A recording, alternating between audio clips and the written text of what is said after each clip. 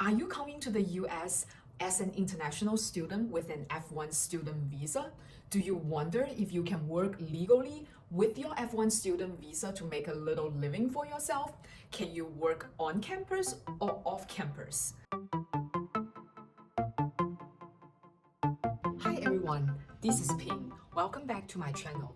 In today's video, I am going to talk about F1 student, and as an international student with an F1 student visa, what kind of on-campus job you can get, and the tips of getting that job and the average pay of the job.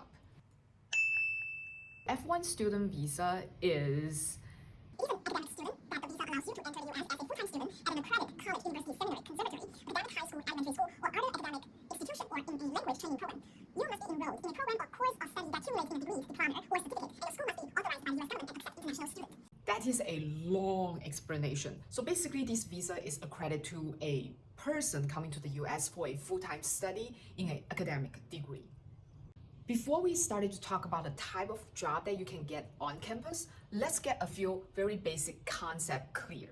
First, as an F1 student, you are required to register full-time at school studies. So during the regular school semester or quarters, when you register for class, the most hours you can work for with a student visa is 20 hours. During the in-between semesters, or we call it vacational semesters, such as during summer semester or quarters, when you don't have class register, you are actually allowed to work full-time.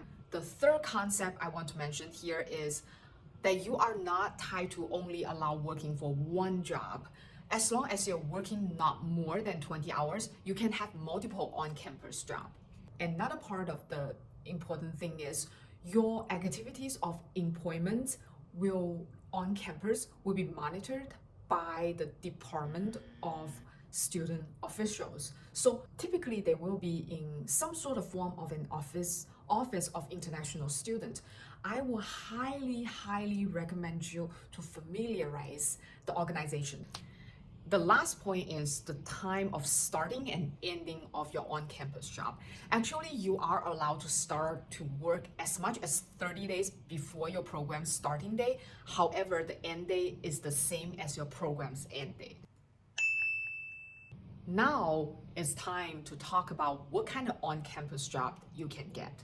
On-campus jobs is defined as the job is happening within the campus with the main service providing to the students, or you're working off campus. However, the location is affiliated with an educational program that your school have. The first one is the most common one students are gonna get. Is in general, you are being a staff working in either a library, a dormitory, a bookstore, or a cafeteria that you're providing service to students, or you can work as a staff in either international student office or other administrative offices. The second kind of job is, in general, we call teaching assistant, research assistant. In some schools, there are general assistants. Personally, this type of job is what, as an international student, I would prefer the most, because the job comes with a great benefit of a tuition waiver, or at least you can transfer from paying an out-of-state tuition to an in-state tuition. Based on the 2001 data that I can find online with a website called Tuition Comparison, I'll put it on the link here that you can see, and I also put it in the description section. In 2001, a in-state tuition on average in the US is roughly $6,000 per semester. However, for a student paying out-of-state tuitions, that number can go as high as almost $13,000. Can you see the difference? It's almost more than twice if you're paying out-state tuitions. So I would say just this particular benefit, it is a great incentive for an international student coming to the US to pursue either a teaching assistant or a research assistant kind of job. Not only that, for a teaching assistant or a research assistant job, that you are either assigned to work with a group of professors, or research assistant is most likely assigned to a specific professor. It's very easy for you to build up a relationship with the professor. Now let's talk about ways that can help you to land an on-campus job as an international student. The most effective way that I found landing an on-campus job as an international student is ask seniors. What do I mean by asking seniors? Is if you do know someone that is working as a staff in certain offices, or if you know someone is currently a teaching assistant or research assistant in certain department for a specific professor you're interested in, I will ask them first to understanding what kind of job and function that he has done within these organizations.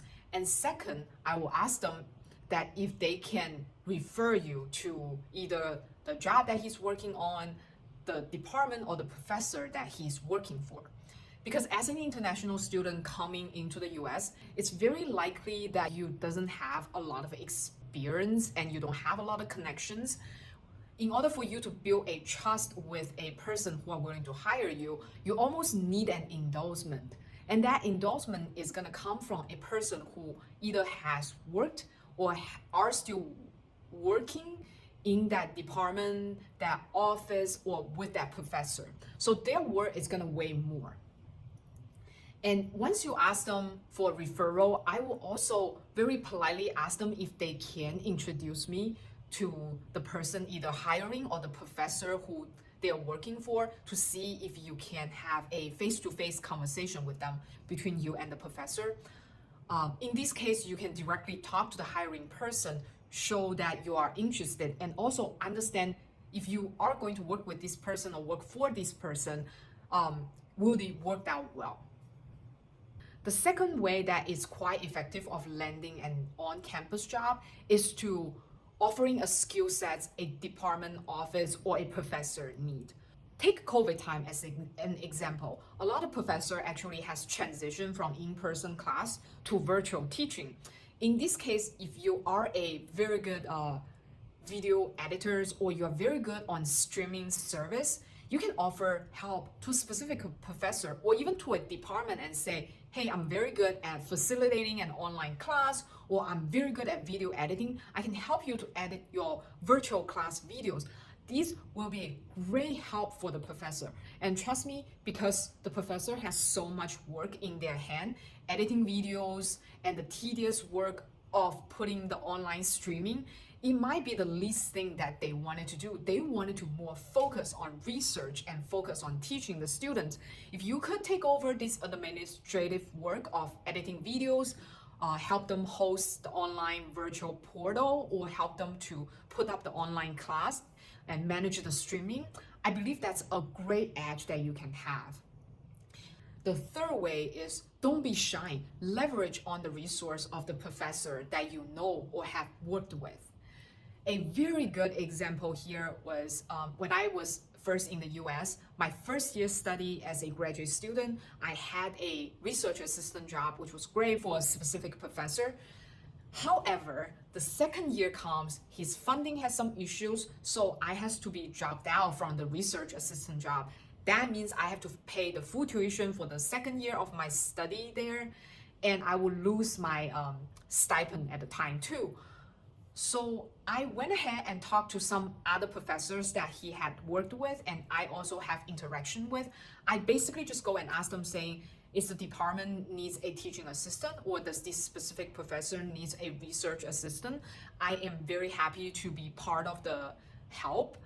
And I basically leveraged his resource because those are his research friends. I went and asked them and say, I worked with Professor so-and-so before, and we have done a certain amount of work on these, and I have this skill set. Professor so-and-so is more than happy to give you a referral of me.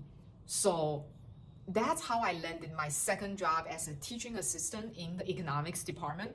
The fourth way I want to mention here is using the Career Center and the job board from your campus website.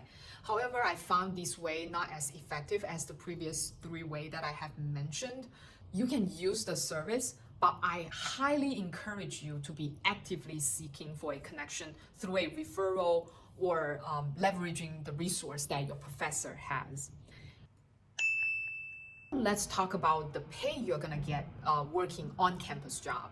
So based on my research, the pay you're gonna get is roughly between $7 per hour to 18. When I used to work in campus as a research or a teaching assistant, I have gotten roughly $15 per hour as an international student when I came here.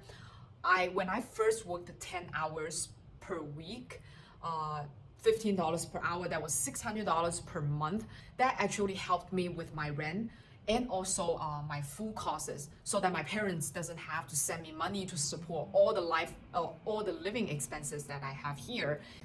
And also the teaching assistant and research assistant helped me to gain the most important part of tuition waiver.